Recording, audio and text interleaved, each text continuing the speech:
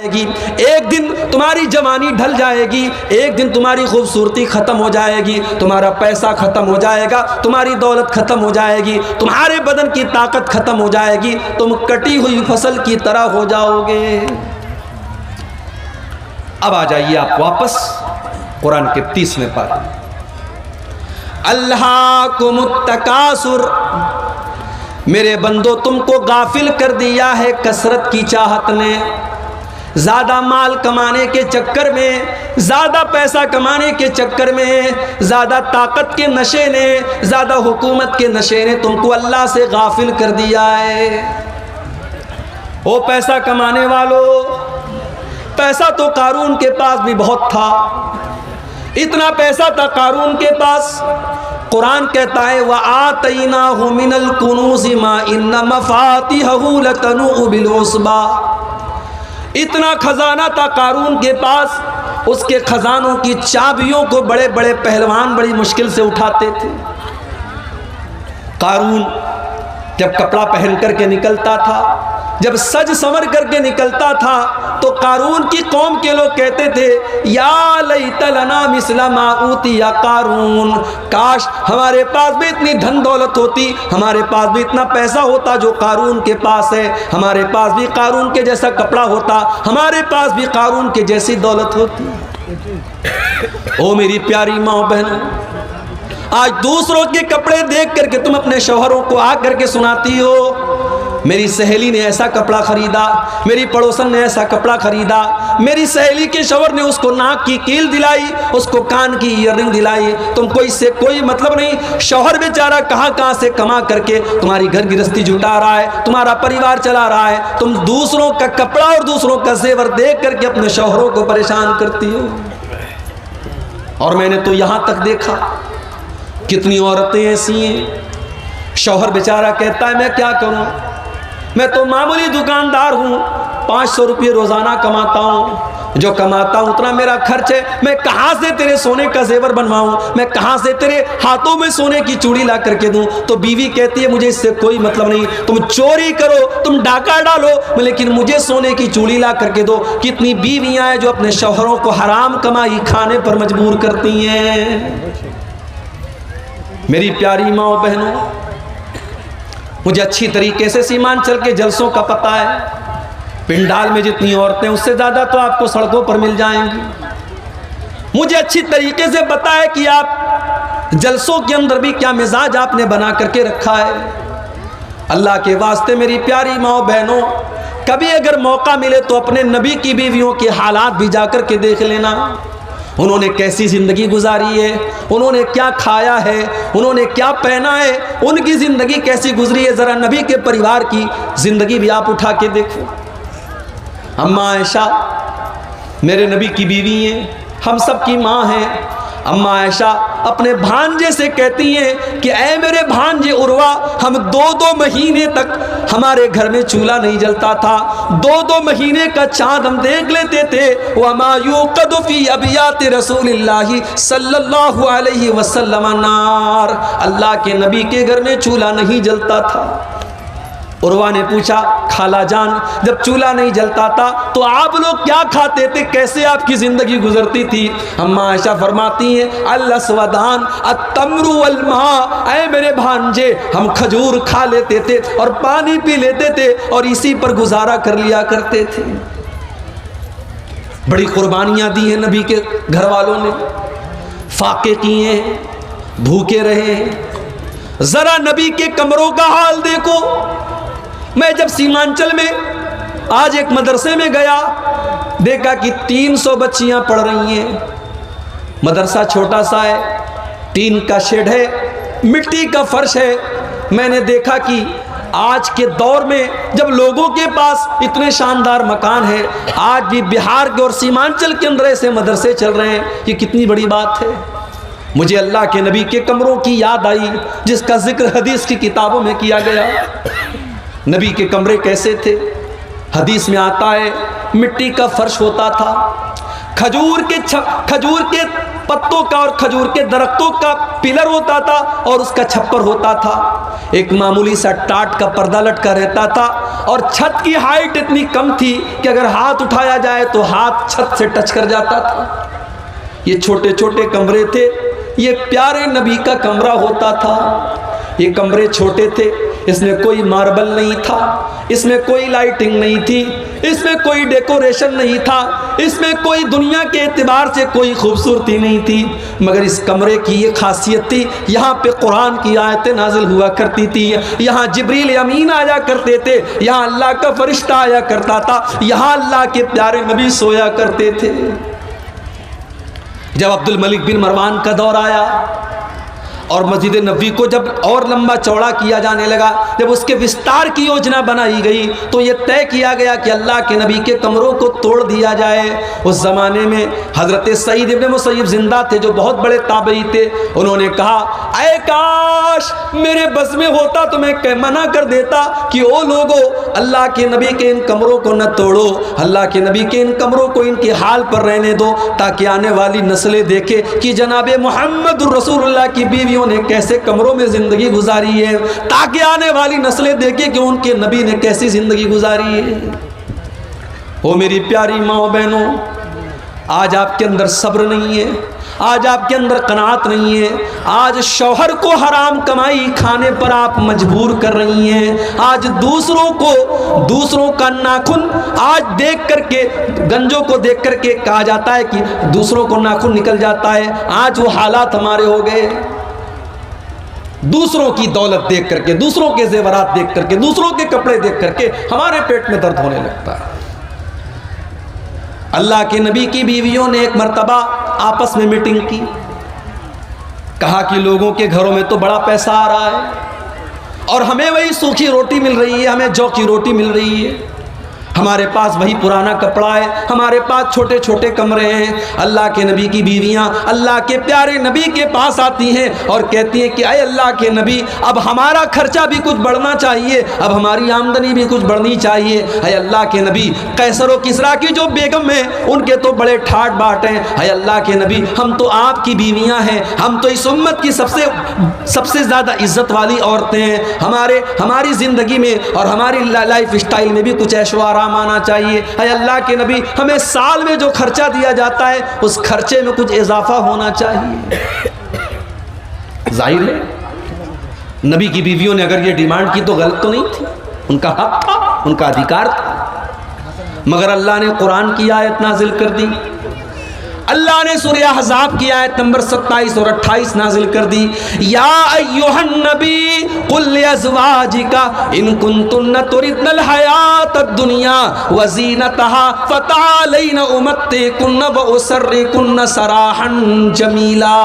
ऐ नबी, अपनी बीवियों से कह दो, अगर तुम्हें दुनिया चाहिए, दुनिया की चकाचौंध चाहिए, दुनिया की दौलत चाहिए, दुनिया का कपड़ा लत्ता चाहिए, दुनिया का जेवर चाहिए, तो आ जाओ, मैं तुमको तलाक दे देता हूँ और तुमको दुनिया की दौलत दे देता हूँ, फिर तुम नबी के घर में नहीं रह सकती, तुम नबी के साथ नहीं रह सकती। व इन कुंतुन्ना तुरिदनल्लाह व रसूलहु व दारल आखिरता फ़इन्नल्लाह अअद्द लिल मुहसिनाति मिनकुन्ना अजरन अज़ीमा। लेकिन अगर तुम्हें अल्लाह से मोहब्बत है, रसूल से मोहब्बत है और आखिरत में अपना घर बनाना चाहती हो, तो जैसे नबी के घर में ज़िंदगी गुजर रही है वैसी ज़िंदगी गुजारो और काट लो, अल्लाह तुमको जन्नत अता फरमाएगा। जब ये दो आयतें नाजिल हुई, अल्लाह के प्यारे नबी अपनी सबसे महबूब बीवी हज़रत आयशा के पास आए।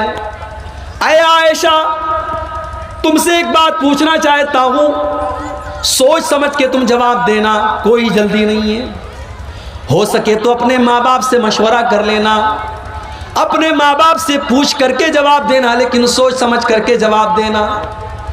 अय अल्लाह के नबी, क्या बात है, इतना सस्पेंस क्यों है, ये आप इतनी शराइत क्यों लगा रहे हैं, आखिर बात क्या है, मुझे बताइए। अल्लाह के प्यारे नबी ने कुरान की यही दोनों आयतें पढ़ करके सुना दी। अय आयशा, अल्लाह ताला तुमको चॉइस दे रहा है, या तो तुम दुनिया की दौलत ले लो लेकिन नबी को छोड़ के चली जाओ, और या तो नबी के साथ परेशानी उठा लो, तुमको आखिरत की नेमतें मिल जाएंगी। हाय आयशा, तुम बताओ तुम्हारी चॉइस क्या है, तुम क्या चाहती हो? ओ मेरी प्यारी माँ बहनों, मैं कुर्बान जाऊँ अपनी माँ के ऊपर, मैं कुर्बान जाऊँ अम्मा आयशा के ऊपर। अम्मा आयशा ने एक सेकंड भी देर नहीं की, एक सेकंड भी देर नहीं की और फौरन कह दिया, ऐ अल्लाह के नबी, इख्तरतुल्लाह व रसूलहु व दारल आखिरा। ऐ अल्लाह के नबी, मेरा जवाब बिल्कुल क्लियर है, मुझे दुनिया नहीं चाहिए, मुझे दुनिया का ऐशो आराम नहीं चाहिए। ऐ अल्लाह के नबी, मैं दुनिया की दौलत को ठोकर मारती हूँ जो आपको छोड़ करके मुझे दुनिया की दौलत मिले। ऐ अल्लाह के नबी, मुझे तो अल्लाह चाहिए, मुझे तो अल्लाह का रसूल चाहिए, मुझे तो आखिरत में अपना घर बनाना है। ऐ अल्लाह के नबी, मैं अपनी डिमांड वापस लेती हूँ, मैं आपको चुनती हूँ, मैं आपके साथ दुनिया में रहूंगी और आखिरत में भी रहूंगी। कभी मौका मिले मेरी प्यारी माँ बहन, तो जरा नबी अकरम की बीवियों के हालात आप उठाएं। लड़की की शादी आप करते हैं, क्या देखते हैं आप? लड़का सरकारी नौकरी में है कि नहीं? लड़का 50,000 रुपया महीना कमा रहा है कि नहीं कमा रहा है? लड़की अगर आपकी खूबसूरत है तो आपको लड़का भी एकदम खूबसूरत चाहिए। दीनदारी आज कौन पूछता है मेरे भाई? आज दीनदार लड़के बेचारे परेशान हैं, उनके रिश्ते नहीं मिल रहे हैं। दीनदार लड़कियां परेशान हैं, उनके लिए रिश्ते नहीं मिल रहे हैं। लड़कों की डिमांड के लंबा चौड़ा जहेज मिलना चाहिए और लड़की वालों की डिमांड के सरकारी नौकरी वाला और अच्छा कमाने वाला और लाखों कमाने वाला दामाद चाहिए। ओ लोगों, जरा नबी के चारों दामाद के हालात भी पढ़ लेना। नबी को भी अल्लाह ने 4-4 बेटियां दी थी और अल्लाह के नबी ने 4-4 बेटियों की शादी की थी। और अल्लाह की कसम, नबी की चारों बेटियों के निकाह में कोई बारात नहीं आई, कोई जहेज नहीं दिया गया, कोई डिमांड नहीं की गई, कोई बैंड बाजा नहीं बजाया गया, कोई गीत नहीं गाया गया, कोई हराम काम नहीं किया गया। और नबी ने रिश्ते में क्या देखा? दीनदारी देखी। नबी ने सबसे लाडली बेटी और सबसे छोटी बेटी का निकाह हजरत अली के साथ किया। और जब हजरत अली को अल्लाह के नबी ने दामाद बनाया तो उनके पास रहने को अपना घर भी नहीं था, उनके पास अपना बिस्तर भी नहीं था, उनके पास अपनी गिरस्ती को बनाने के लिए सामान, ज़रूरत के सामान भी नहीं थे। इसीलिए जब अल्लाह के नबी ने हजरत फातिमा की शादी की तो गिरस्ती को बनाने के लिए आपने बिस्तर भी दिया, आपने तकिया भी दिया, आपने चादर भी दिया, आपने बर्तन भी दिया ताकि गिरस्ती बन जाए। नबी ने दामाद के अंदर दीनदारी देखी, अखलाक देखा, कैरेक्टर देखा, किरदार देखा। शादी हो गई। नबी की सबसे लाडली बेटी ससुराल में सारे काम खुद करती है, हसन और हुसैन की परवरिश भी कर रही है और पानी भर भर के ला रही है, घर की सफाई भी कर रही है, आटा भी अपने हाथों से गूंद रही है, सारे घर के काम कर रही है। कोई नौकरानी नहीं है, कोई गुलाम नहीं है, कोई नौकर नहीं है।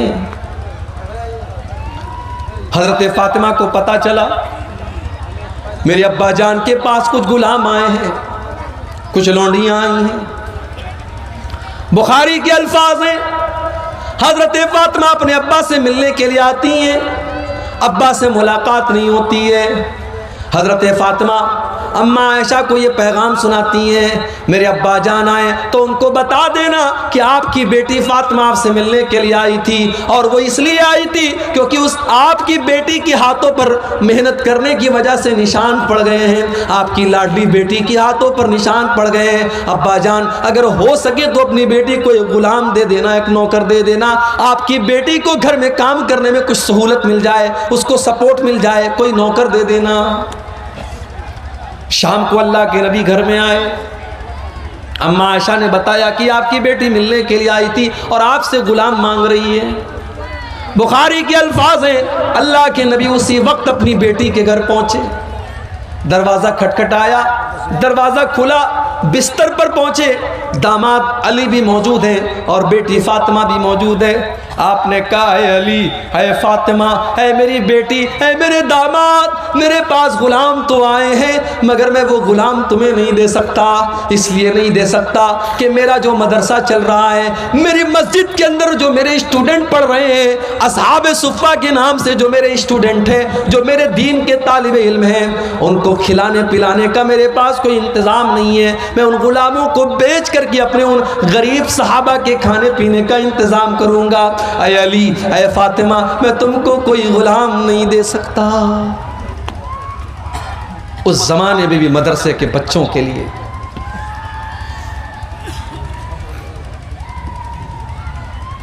उस ज़माने में भी मदरसे के बच्चों के लिए नबी ने चंदा किया है और आज भी चंदा करना पड़ता है।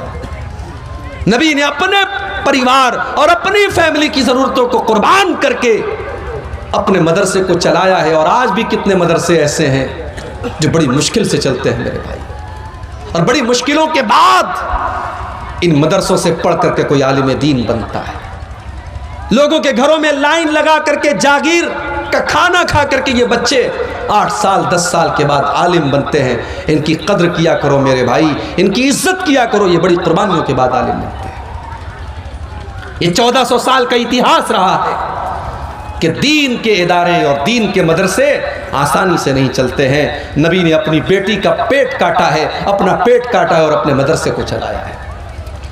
कहा है मेरी बेटी फातिमा, मैं तुम्हें गुलाम नहीं दे सकता, मैं तुम्हें नौकर नहीं दे सकता, लेकिन हाँ मैं तुमको उससे बेहतर एक चीज़ बता देता हूँ। इज़ा अवैतुमा इला फिराशिकुमा फसब्बिहा सलासन व सलासीन व कब्बिरा सलासन व सलासीन वहमदा सलासन व सलासीन। जब तुम बिस्तर पे सोने जाया करो तो 33 बार सुभान अल्लाह पढ़ लिया करो, 33 बार अल्हम्दुलिल्लाह पढ़ लिया करो और 34 बार तुम अल्लाहु अकबर पढ़ लिया करो। फ़ज़ालिकुमा खैरुल लकुमा मिन खादिमिन, तुम्हें किसी नौकर की ज़रूरत नहीं पड़ेगी, तुम्हारे बदन की सारी थकान दूर हो जाएगी, तुम ये तस्बीह पढ़ के बिस्तर पे सो जाना। नबी ने अपनी बेटी को तस्बीह सिखाई है और हमने अपनी बेटी को क्या सिखाया है? कटिहार के इंग्लिश मीडियम में हमारा बच्चा पढ़ता है, हमारी बेटी पढ़ती है। स्कूल का प्रोग्राम हुआ, सालाना फंक्शन हुआ, एनुअल फंक्शन हुआ, सज संवर के हम भी गए, अपनी मोहतरमा को भी लेके गए। वहाँ हमारी 10 साल की लड़की नाच रही है बॉलीवुड के किसी गाने पर और हम वीडियो बना रहे हैं और स्टेटस लगा रहे हैं और पूरे खानदान को दिखा रहे, देखो मेरी बेटी मेरा नाम रोशन कर रही है, कितना अच्छा डांस किया हमारी बेटी। नबी ने अपनी बेटी को तस्बीह सिखाई और हम अपने बच्चों को गाना सिखाए। जो बोगे वो काटोगे, जो अपने बच्चों को सिखाओगे कल बड़े होकर के वही सीखेंगे मेरे भाई। नबी ने अपने बच्चों को तस्बीह सिखाई है। तरबियत आप करते हैं। नौजवान आज अगर बिगड़ा है, लड़के बिगड़े हैं, लड़कियां बिगड़ी हैं, तो सवाल यह है कि आप क्या कर रहे थे, आपकी जिम्मेदारी क्या थी, आपने अपनी जिम्मेदारी को कितना निभाया। नबी अकरम ने कैसी तरबियत की अपने बच्चों की। ये कैसा शोर आ रहा है? अच्छा उधर कुछ मेला हो रहा है। सही मुस्लिम के अल्फाज हैं, अल्लाह के नबी अपनी बेटी फातिमा से मिलने के लिए जाते हैं। बड़े गौर से सुनना मेरी माँ बहनों, रात का टाइम है, शाम का टाइम है। अल्लाह के नबी अपनी बेटी फातिमा के घर पहुंचे, दरवाजे पर पहुंचे, कोई चीज आपको नजर आई, आपके चेहरे पर नागवारी का असर जाहिर हुआ, कुछ ऐसा था जो आपको बुरा लगा और आप वापस चले आए। बेटी को पता चला मेरे अब्बा आए थे और आकर के वापस चले गए। बेटा होता तो ध्यान न देता, लेकिन बेटियां बहुत ध्यान देती हैं। बेटियां बहुत ध्यान देती हैं। बेटी तो अपने माँ बाप का चेहरा देख करके पढ़ लेती है कि अब्बा नाराज है, अम्मा नाराज है, माँ बीमार है, बाप बीमार है, बेटी ससुराल में है, मोबाइल पर कॉल गया, बेटी तेरे अब्बू की तबीयत बहुत खराब है। वो बेचारी अपने सारे काम धाम छोड़ करके दौड़ी दौड़ी आती है कि मेरा बाप बीमार है, पहले मैं अपने बाप की हाल चाल ले लूँ, उसके बाद काम होता रहेगा। बेटा उसी घर में रहता है, काम धाम करता है, बाप बिस्तर पे पड़ा है, बेटे को फुर्सत नहीं है कि अपने बाप को एक नज़र आ करके देख ले, उससे 2 मिनट बात कर ले। उसके बाद भी हम लोग बेटों के लिए तड़पते हैं और बेटियां पैदा होती हैं तो माथे पर बल पड़ जाता है। हजरत फातिमा को पता चला, अब्बा जान आए थे, वापस चले गए। फौरन फिर हजरत अली को भेजा कि जा करके पूछो कि क्या बात है, हमने कौन सी गलती कर दी। हजरत अली आते हैं, अय अल्लाह के नबी क्या बात है, आप हमारे घर पर आए और दरवाजे से वापस चले गए। अय अल्लाह के नबी, अगर कोई खता हो गई, कोई गलती हो गई तो बता दीजिए। नबी अकरम ने क्या फरमाया, अय अली, जब मैं अपनी बेटी के घर पहुंचा मैंने देखा कि मेरी बेटी के दरवाजे पर जो पर्दा लटक रहा है वो बड़ा डिजाइनदार है। फराइतु अला बाबिया सित्रम वशया, मैंने देखा कि मेरी बेटी के दरवाजे पर जो पर्दा लटक रहा है उस पर बड़े डिजाइन बने हुए हैं, बहुत बड़े बड़ी तस्वीरें बनी हुई हैं। अय अली माली वलिद दुनिया, जब मेरा दुनिया से कोई लेना देना नहीं है, जब मैंने सारी जिंदगी दुनिया से अपने आप को दूर रखा, मैंने दुनिया की रंगीनियों से अपने आप को दूर रखा, तो आए अली, मेरी बेटी फातिमा के घर के ऊपर ये डिजाइनदार पर्दा कहां से आ गया? जाओ मेरी बेटी से कह दो वो पर्दा हटा करके मदीना के गरीबों में तकसीम कर दे। ये होती है, ये नबी की जिंदगी थी, ये नबी के सहाबा की जिंदगी थी, ये नबी के अहले बैत की जिंदगी थी। अल्लाह ने फरमाया अल्हाकुमुत्तकासुर, ये माल और दौलत की चकाचौंध ने तुमको अल्लाह से दूर कर दिया है। ये माल माल करते हो, ये माल कितने दिन तुम्हारे काम आएगा? अल्लाह के नबी फरमाते, अल्लाह ताला कहता है यकूलु इब्नु आदम माली माली, आदम का बेटा कहता है हाय मेरा माल, हाय मेरा माल। वमा वमा मालुका इल्ला मा अकल तफाफ नहीं था, वमा लबिस तफाब लईता, वमा तसद्दक़त फअमज़ईता।